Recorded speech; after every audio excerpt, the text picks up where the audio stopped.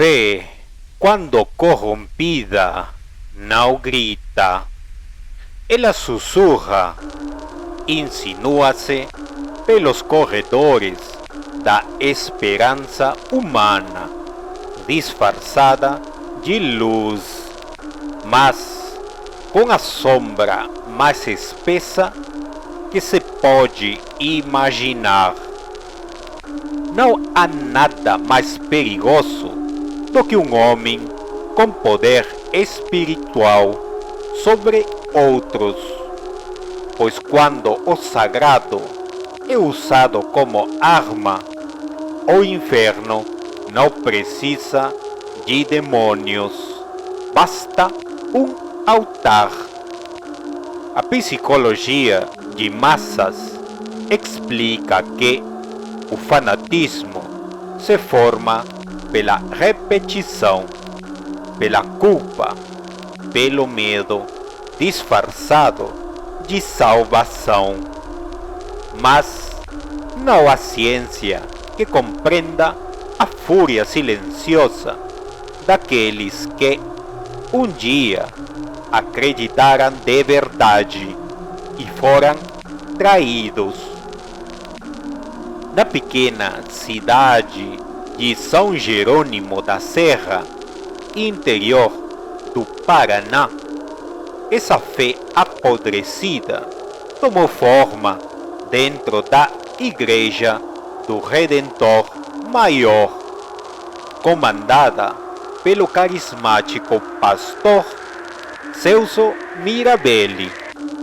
Durante anos, a comunidade o venerou como um santo, um homem que curava, que chorava com os aflitos, que construía com palavras doces o paraíso possível para a gente sofrida.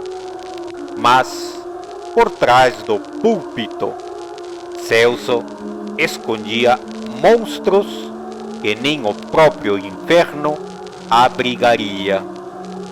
Abusos, extorsões, desvios, desaparecimentos, tudo enterrado sob a cumplicidade do silêncio, até que um grupo de ex-fiéis decidiu não mais se calar.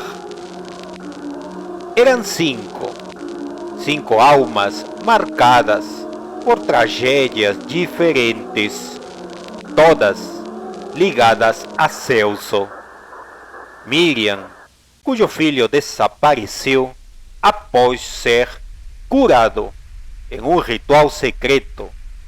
Elias, que perdeu a mãe após ela doar tudo à igreja e morrer em miséria. Luciana, ex-funcionária que sabia demais. Joaquim, irmão de uma das vítimas de abuso. E Antônio, o coveiro do cemitério local, que enterrava os corpos sem perguntas. Reuniam-se sempre à noite, no fundo da casa de Miriam, iluminados por velas e uma fúria coletiva que crescia como fogo em palha seca. Não queriam justiça da lei, queriam justiça divina, ainda que ela precisasse vir pelas mãos dos homens. Planejaram com precisão, escolheram a noite do retiro dos eleitos, quando Celso estaria sozinho na propriedade rural da igreja, preparando-se para o grande sermão do domingo. Sabiam que ele estaria confiante, protegido por sua falsa santidade.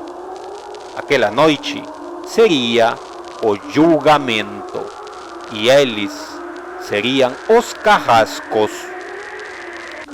Entraram na propriedade por uma trilha antiga, conhecida por Antônio, que já havia sepultado corpos não registrados por ali, a pedido da igreja. Com lanternas cobertas por panos vermelhos e máscaras improvisadas, pareciam saídos de algum conto sombrio. Miriam carregava uma Bíblia queimada nas bordas, símbolo da fé destruída.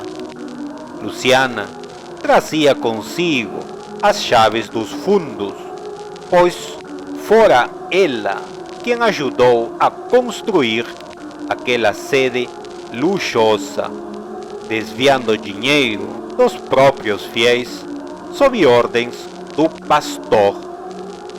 Celso estava no altar privado, meditando diante de um crucifixo ornamentado com pedras de ouro. Quando olhou para trás, viu os 5 mascarados em silêncio absoluto. Tentou gritar, mas Joaquim o golpeou com o cabo de um machado. Eles o amarraram com cordas de altar, colocaram-no de joelhos no púlpito e começaram o interrogatório. A Bíblia foi aberta em passagens de julgamento e condenação. Ele ria, mesmo com sangue escorrendo da boca. Vocês acham que sou o único? Repetia, olhando para o teto. O ambiente gelou.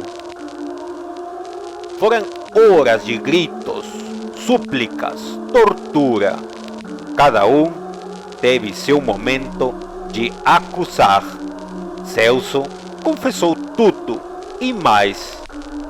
Disse que havia vendido a alma em um pacto simbólico, selado com sangue de virgens e sacrifícios noturnos no terreno da própria igreja. Contou sobre crianças que nunca foram batizadas, mas enterradas vivas em rituais silenciosos. Revelou que a cruz do altar havia sido feita com madeira de caixões de indigentes e que, segundo ele, aquilo não era pecado, era aliança com um Deus antigo que ouvia e respondia. Vocês não sabem o que libertaram ao me tocar, murmurou. Em desespero, Luciana perfurou sua garganta com um crucifixo de ferro, mas ele não morreu de imediato. Gargalhou enquanto sangrava, olhando nos olhos de cada um. Disse que agora estavam marcados e que os olhos invisíveis do santo escuro jamais deixariam de observá-los. O corpo foi queimado sobre o altar com gasolina e as cinzas enterradas atrás da igreja. O grupo jurou nunca falar sobre aquilo, mas o mal já havia despertado. Na semana seguinte, Miriam foi encontrada em casa, com os olhos arrancados e costurados sobre a boca. No espelho da sala, escrito com sangue, a frase "Ela viu demais". Elias foi atropelado por um carro sem motorista no meio da madrugada em uma estrada de terra. O impacto deixou seu corpo preso nas árvores, como um espantalho de carne. Luciana desapareceu. Apenas um sapato seu foi encontrado em frente à sede da igreja, ao lado de um bilhete que dizia: "Ela voltou". Joaquim enforcou-se no cemitério onde enterrava os mortos da igreja. No túmulo de Celso surgiram marcas de garras, como se algo de dentro tivesse tentado sair. E Antônio foi encontrado sentado na cruz caída da torre da igreja, com um buraco no peito e o coração arrancado. No chão, ao seu redor, palavras riscadas em carvão. Ele foi o último. Agora a cruz se levanta. Hoje, a igreja do Redentor Maior está fechada, mas ninguém ousa demolir. Todos que tentaram sofreram acidentes, surtos psicóticos ou suicídios inexplicáveis. A cruz da torre caiu uma única vez, na noite da morte do grupo.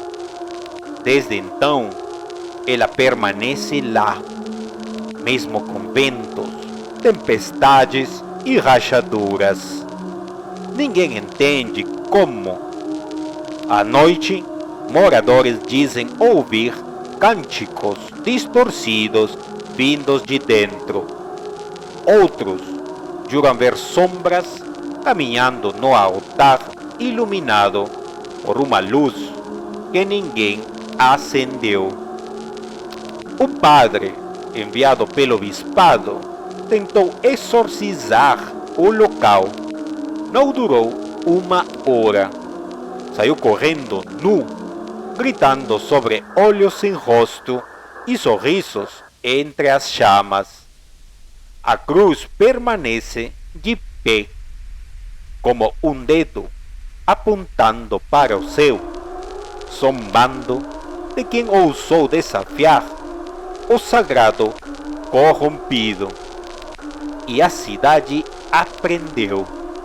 Às vezes, a justiça não redime, ela apenas acorda algo muito mais antigo e muito mais faminto.